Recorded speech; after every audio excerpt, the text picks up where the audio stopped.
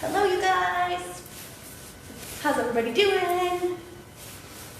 So I am live here tonight with Joy, who is going to talk with me tonight a little bit about her journey and self-love stuff and all that good stuff. So thanks for coming, Joy. So to start off, maybe tell everybody a little bit just about your story to do with self-love, like where you are in your journey and that kind of thing. Sure. Yeah. So I think it's like always an evolving thing. Yeah, absolutely. Yeah. So right now, yeah, I've come from. I go up and down according to where I am in life. Yeah. But I think I'm at a really good place right now, especially practicing mindfulness and just so many practices, like we were talking about, like I do Reiki and doing kind of meditation with instruments and doing regular meditation and just like a lot of energy and emotion work. Yeah. So cool. Yeah, I think the holistic like healing stuff for our self-love and self-worth is like so empowering, like that I don't think it was as big of a thing maybe 20 years ago, but now it seems like everyone's kind of waking up to this whole idea of there's all these things that can help us with our love for ourselves and our surroundings and all that stuff, right? So what does self-love mean to you? So I guess you talked a little bit about how your self-care practices are like a form of self-love, right? Is there anything else can you think of that what self-love would mean to you? Yeah, so especially taking time for yourself, like, and carving out that you really are the most important person in this world. So even though we've all got loved ones, and you come first, like, so taking that time and making sure that you do the things that fill your soul and give you joy and those kinds of things. So for me, even more than that, it's like, so I have lots of animals, everybody knows. Yes. So connecting with them, but just connecting with Mother Nature. Oh, yeah. Absolutely. Making sure I, go out and connect with Earth somehow. At least once a week. Daily would be great, but. Yeah, absolutely. Yeah.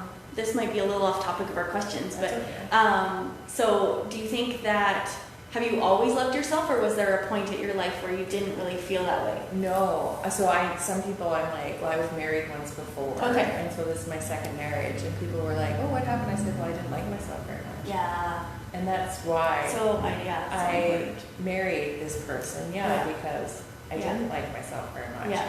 And so I would say it took into my mid-30s to start.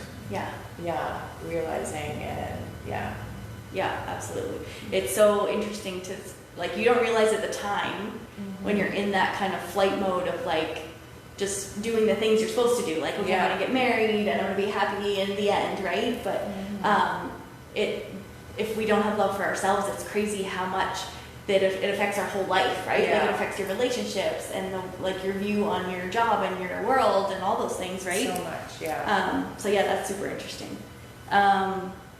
So how do you currently love yourself? So we did talk about this already a little, describing your self-care routine. Joy, she was telling me about her cool, like, she do singing bowl stuff, which is super fun. So is there anything you do daily that inspires self-love and makes you feel worthy, valuable, and important?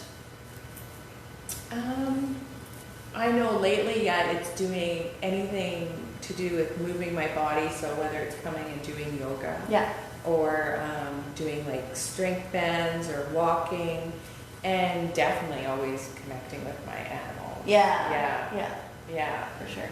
And making sure, and mindfulness every day, whether it's like a moment at my desk or in the car, making sure I scan through my 5 senses and then I'm connected to that moment, and even talking to people, making sure that I'm connected to you. Those are other things, like, instead of me thinking of other things to say, or, sometimes that still happens. I'm not saying I'm perfect. I'm imperfect, that's for sure. And just reminding myself, too, that we only grow from making mistakes. Yeah, absolutely. So if we never made a mistake in our whole lives, we're never going to grow.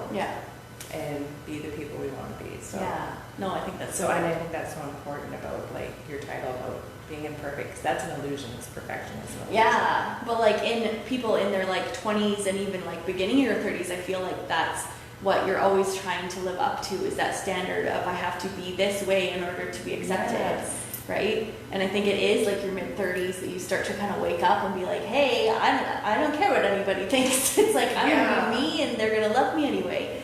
Well, I always used to be put down for how emotional I was and how much, I would show emotion or be connected. And I really struggled with that. Like, I worked in like a business atmosphere, and I used to have say, if I wanted to stay in that business, I had to like break up with myself or identity. Yeah. Because you couldn't have emotion. I'm like, I don't like that. No, that's not who you are. No. Yeah.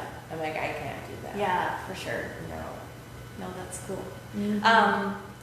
Going back to your 5 senses thing, I don't know if everybody knows about that. Like I've kind of introduced that to that the last maybe year and a half. I work with the kids at school a lot in that respect of the 5 senses thing. But how do you do yours? Like, how do you walk yourself through like an awareness kind of thing for your 5 senses? Like, I make sure, especially I'm like look at my surroundings and make sure I take it all in, and that I'm even like, it sounds corny, but breathing in nature. Yeah. And like when I take that deep breath in, I think of the trees, the mountains, the earth, and the ocean as I take that breath. Yeah. And just my surroundings, and I'm aware of like how this floor feels under myself, and how my skin feels, and anything I taste, see, feel. Just here. I go through all of them. No, I think it's so powerful. Yeah. And it's such a simple thing that we all have, or that we take for granted that we have. And it just brings you into the present moment, right? It's so cool. Yeah, and it just has to be a minute. And, it doesn't take long. Once you do it and you keep practicing that, you're in the moment more. Yes, absolutely. Yeah, I think it's so important just for people, because we're all busy, absolutely, and having that, like you said, it only takes a minute to go through that in your head of like, how does the seat feel? What am I smelling right now? What am I seeing? And just, it doesn't take long. So as people are busy, it's important to know that it doesn't have to, self-care doesn't always have to take so much time out of your day, right? No. I have little corny moments all the time. No, I love it. When I drive to Prince George, I picture myself with my hands out of my vehicle and I'm embracing nature as I go along, and that the trees and leaves are passing through my fingers. Oh, I love it. That's so cool. No, so I think we need to be more like that. Absolutely. Yeah. That's really cool. Okay, so our next one is, what do you need to do to be more at peace with yourself? Like, it sounds like you're really grounded and have a lot of good practices. So is there anything in your heart that you kind of can feel that you might need to do more of to be at peace with yourself? So maybe it's like telling somebody the truth, or setting a boundary, or just taking a look at your self-care things and then noticing if there's anything that you're lacking. Because I think, like you said, it's an evolving journey all the time, and I'm sure we're not always doing all the things we should be, right? No, and things I always try and work on is, if I get easily frustrated, I get frustrated about that. I got frustrated easily. And trying to make sure people's emotions don't attach to me. Okay. Yeah. I know that's being empathetic. No, for sure. Being being an empath, that's hard to not have happen, right? It is. And so reminding myself, and that I put up, my shield to try and help myself. Yeah. And trying to be honest with people, but sometimes just knowing when to walk away, or kind of like the Facebook thing, like you don't have to engage in everything. Like, yes, you can choose what you see to some degree. Yeah, and that kind of thing. That's it. Kind of goes with like your intuition of knowing like what things that you're drawn to and what things you don't need, right? That's really good. So our next one is, what do you value about yourself? So discovering what you value yourself as a person, like your kindness or your honesty, or like kind of your things about you that you know that you admire about yourself, kind of thing. Yeah. I think it's my kindness. Yeah.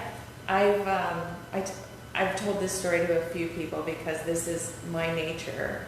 So even when I was 5 years old, the next door neighbor didn't have any toys. Yeah. And so I gave her all of mine. Oh, that's so cool. So my brother had to go next door and say, because we weren't a wealthy family, and so it's not like I had hordes of toys. Yeah. But, so I've been doing that all my life. So my husband came home one day and we didn't have a dining room table. He said, "Where did it go?" And I'm like, "Well, somebody needed it more than me." Oh, that's so nice. I know, but but yes, for your own like neglect, almost you give, right? Yes. Yeah, a little bit. I think serving people with kindness is changing. Like it changes the world, right? Like, and I try and do it all the time, yeah. whether it's big or small. And sometimes it's just helping somebody out. Sometimes it's paying for the person behind me. But, But if I see somebody struggling, trying to help out. Yeah. No, I think it's such a good way to live, and it doesn't have to be like you've clearly done some big things, but I think people who kind of maybe aren't doing that need to realize that it doesn't have to be so huge, right? No. Like I've even like left enough money at a coffee shop that the person that comes next, kind of like Tim Hortons, but like at Purple Bicycle, I've left enough money so whoever comes in next gets a free coffee or something, right? So it doesn't have to take a lot of money either to give, but I think it's such an important part of being a good person is giving back to people, and it feels better to give back than it does to receive. At least for me, it does. I love giving gifts. Yeah. And so sometimes people are like, "Oh," but that's just I love doing that. Yeah, it serves you more than it serves them sometimes, right? Yeah, it's like totally. I love it. Yeah. And I don't want, like, I talk about it right here, right now, but I don't want to advertise it either. Like, that's not my intent. No, for sure. No. Yeah, no, that's fair. And I think that's an awesome quality of people. Not to say everybody has to do it, but that's a good quality to have. Yeah. So I guess our kind of last question already, feels like it's going fast, is kind of advice that you would have to maybe someone, I guess I always like to think back of someone maybe like 5 to 10 years younger than me on like what kind of advice would you give them about in regards to like either self-love or things to work on now that they could do now instead of waiting till their mid-30s, right? Yeah. I would say definitely the learning from whenever you make a mistake or it's something that you didn't intend to, stop and think, what can I learn from this? Yeah. Or how can I do this differently the next time? Or what can I take from this and move forward? I think that's a huge one. Yeah. And the other one is the daily affirmations, whether it's daily or like as often as you can. Yeah. But giving yourself that love and giving yourself those messages, really important. Yeah. So what are the ways that you do affirmations? Like, because I find that everyone does it a different way to some degree. I'm not good at journaling or writing things down. So I just sit in a meditative state and do them myself, like, and think of them. Okay. And trying to get negative thoughts out of your head. Yeah. So I think the more you practice that and replace them with your affirmations and no, I really do this well, or I am this way, instead of those negative thoughts, they eventually really go away. Like I don't have them as often. Hey? No. Yeah. No, it's so true. Yeah. Like thinking positively and having that like growth mindset and positive mindset. Yeah. It can change the course of your life, I believe. Like I think so too. The more we're able to do that, the happier we are, right? Like I totally think that's true. Yeah. Yeah. So, I think that's all our questions we had, unless you had anything else you wanted to share. Yeah. I don't know. You ripped through them really quick, I feel. I know. I feel like it was really quick too. Having too much fun. Yeah. So I guess if anyone's interested in coming on here with me, you don't have to be in Mackenzie. We can do like face-to-face live video, or Zoom, and then we can broadcast it to Facebook. There's lots of different ways. Technology is amazing. So just because you're not in my area doesn't mean you couldn't come and share your story with us. And I also wanted to say, meant to do this in a video tomorrow, but I'll do it now that I'm thinking about it, is I also want this to be a place where people feel like they could come on and talk about if maybe they're not in a place where they're loving their body or themselves, that sharing your story in the struggle is also important, because I feel like you can grow so much from sharing your story, right? So your story you don't have to be at the other side of the fence of be like, oh, I'm here and it's lovely and this is life now. Because I think it's important to lean on other women and know that it's okay. Like, we've all been there, I think, right? Oh yeah.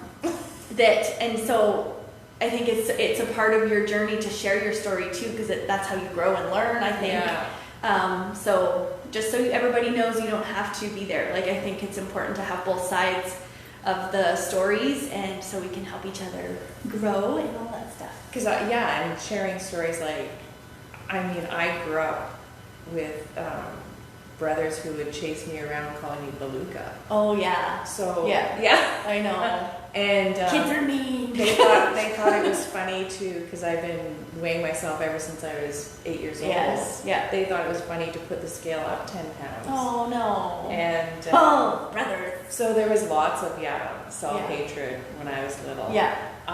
When I was 130 pounds, I thought I looked like this. Oh yeah, I was the same way. Yeah, I was 130 pounds, but I was really light, and it's such a mental mindset thing. It is. How we feel about ourselves.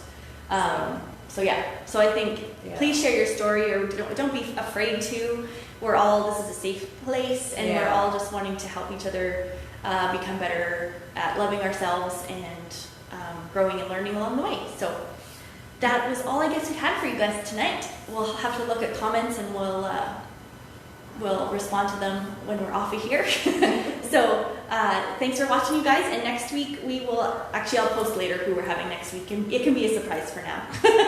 So take care, you guys, and we'll talk to you soon. Bye. Come on here, turn it off.